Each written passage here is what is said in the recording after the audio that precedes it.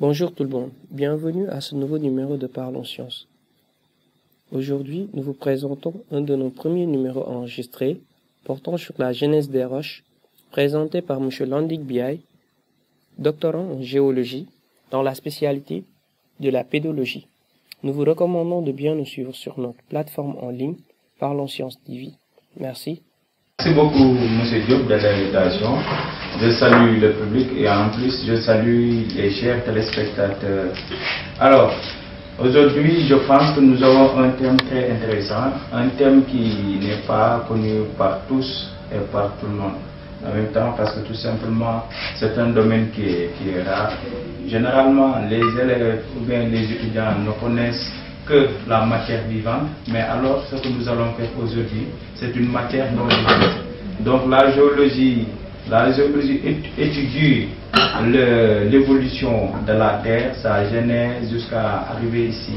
Et dans la géologie, il y a pas mal de branches que les gens méconnaissent. Alors, nous, ce que nous voulons, c'est montrer au public, à toute la population sénégalaise et même particulièrement les scientifiques, l'utilité de cette géologie. Particulièrement, nous allons travailler aujourd'hui sur les différents types de roches, leur genèse, comment quel processus avons-nous pour avoir ces différents types de roches-là.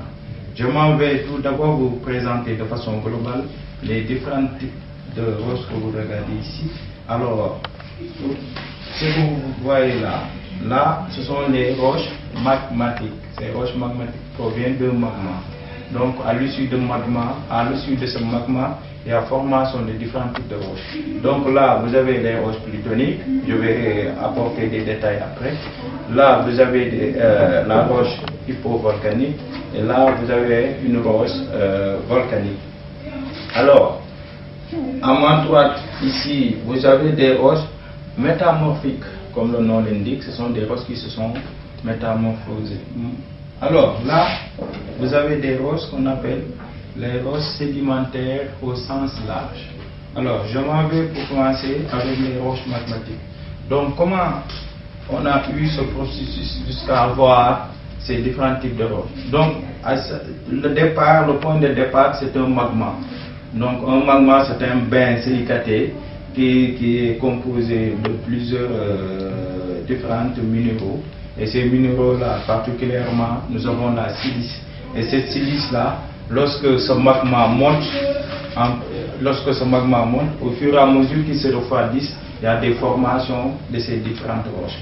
Alors, lorsque le magma commence à monter, le magma se refroidit parce que c'est un bain silicaté qui est un peu visqueux.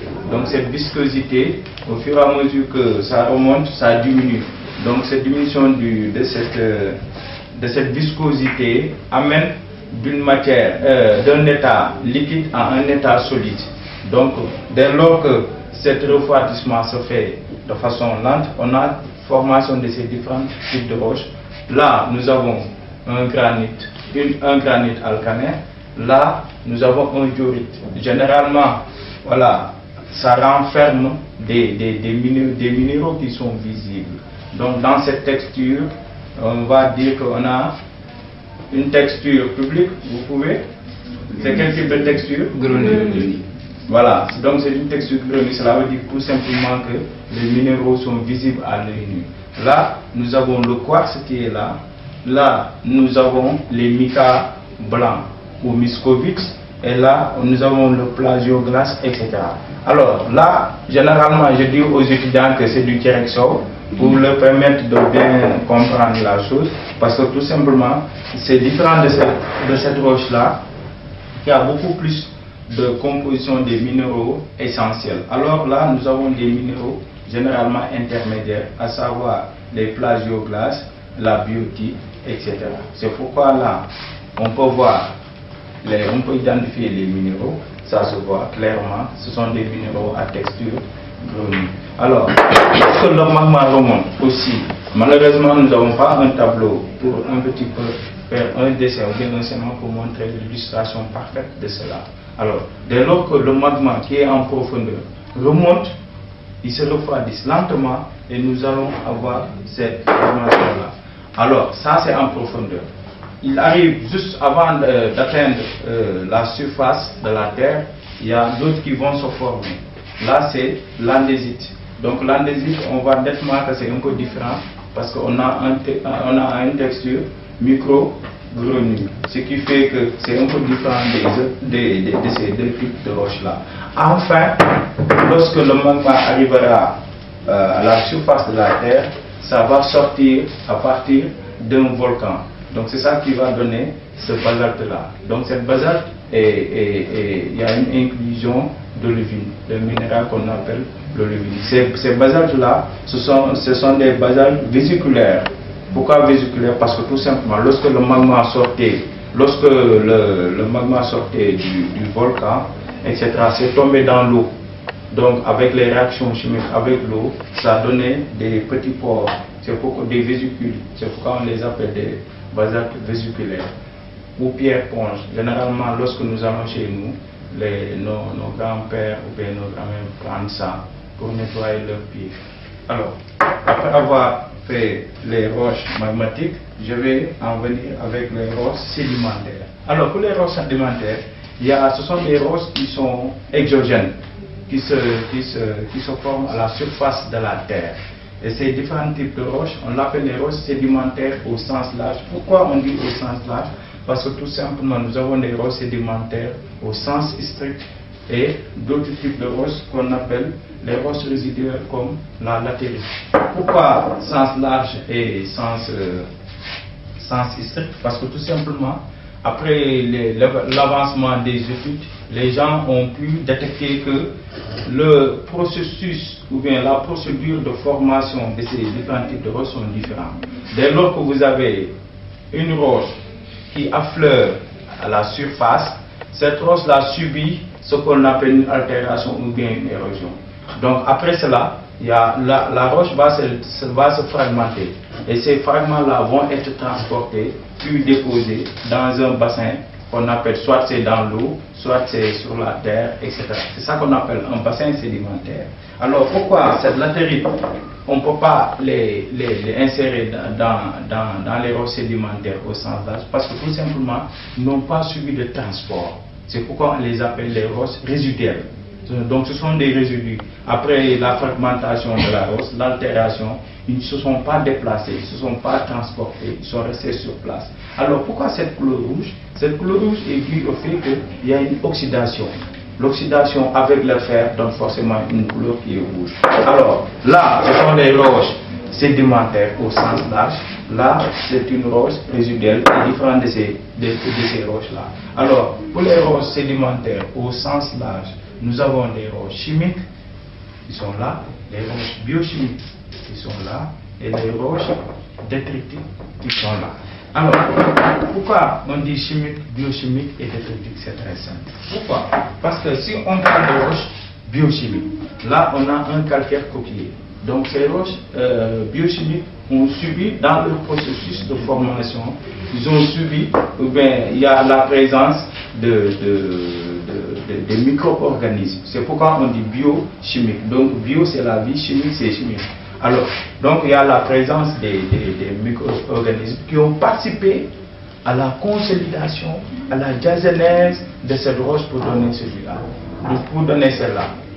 C'est pourquoi on dit roche biochimique. Alors, ces deux types de roches-là, c'est du calcaire, ça. Là, on l'appelle le silex.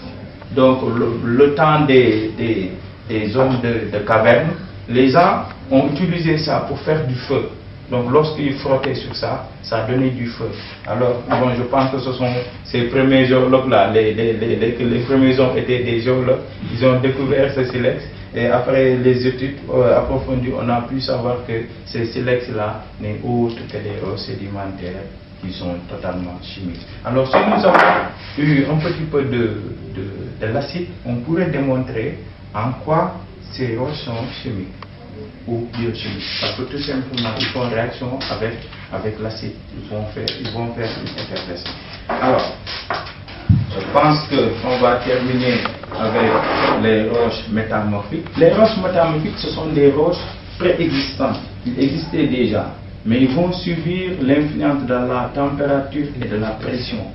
Donc, à cause de ces deux éléments-là, ces roches vont se transformer et donner une autre type de roche. Donc c'est pourquoi on dit des roches métamorphiques. Comment ça se passe le métamorphisme? Quelles sont les caractéristiques de ces roches? Ces caractéristiques sont la foliation et la cystosité. Foliation, cystosité. Foliation, c'est une alternance de livres noirs et de livres blancs. Par exemple, si nous voyons ça, qui est une immensité, vous voyez noir, blanc, noir, blanc, noir, blanc. Cette noir-blanc alternance est due à la température. Alors, vous voyez aussi ce type de roche-là qu'on appelle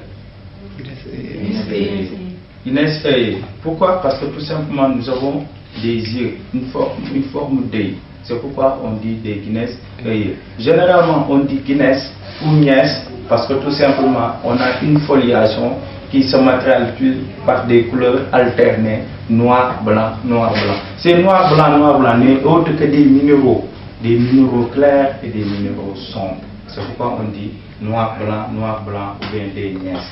Alors, là c'est des mica 6. On l'appelle mica 6 parce que tout simplement il y a des mica, des minéraux caractéristiques qu'on appelle les mica. Pourquoi on dit souvent 6? Parce qu'il y a des plissements. Ces plissements n'est autre que les pressions qu'ont subi ces différents types de roches. Donc dans la nature, ou partout où vous allez, vous pouvez voir pourquoi. Vous pouvez facilement identifier ces différents types de roches en voyant leur plissement et en voyant leur alternance de lits noirs et de lits blancs qui sont des fondamentaux. Alors, là, nous avons quoi, le public? Nous avons des mica 6 à stéroïdes. C'est très simple, nous avons des mica. Dès lors que dans les roches métamorphiques, vous voyez des mica, on va dire des mica. Si vous avez vu des plissements, on va dire des mica 6. Et dans ces mica 6, nous avons un minéral qu'on appelle la stéroïde. C'est pourquoi on dit mica 6 à stéroïde. Encore, ce sont des roches qui sont métamorphes. Là c'est le marbre. Cette marbre provient d'où? Cette marbre provient de ce calcaire-là qui s'est métamorphosé. Comment? Parce que tout simplement, la calcaire qui affleurait, qui était à la surface, a subi une pression de ces sédiments qui se sont, à chaque sédimentation, il y a des sédiments qui se déposent sur elle. Et au fur et à mesure qu'elle s'enfonce, elle va subir une pression, en même temps aussi une température.